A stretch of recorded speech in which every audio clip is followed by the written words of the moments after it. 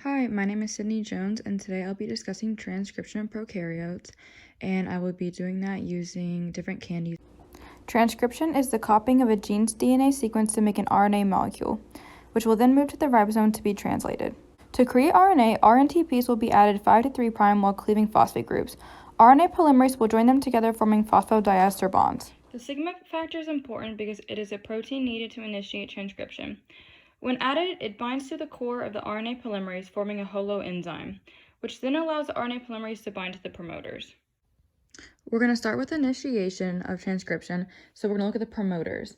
There's two promoters upstream, and one's called the TATA box, which is -10. The other's called the -35 region. And the sigma subunit, or RNA polymerase, is going to recognize them and bind to them, and then go down to the +1 region where transcription is going to start.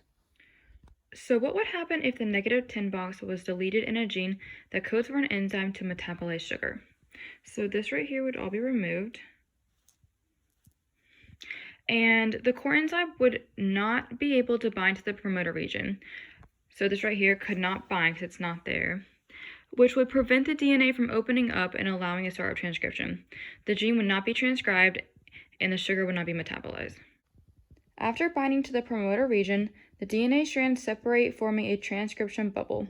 RNA polymerase will then add nucleotides to the free 3-OH group of the growing nucleotide chain. The template strand is complementary to the RNA transcript, so the 3' end and the 5' end will match up.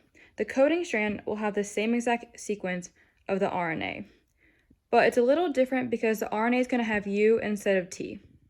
Now let's discuss termination. It can happen in two different ways. The first one is row dependent and the second one is row independent. So we're going to talk about row independent today, where we can have a hairpin formation. Near the termination site, there are inverted repeats that will form a loop structure, followed by a string of adenine sequences. AU bonds are weak and cause a dissociation and therefore termination.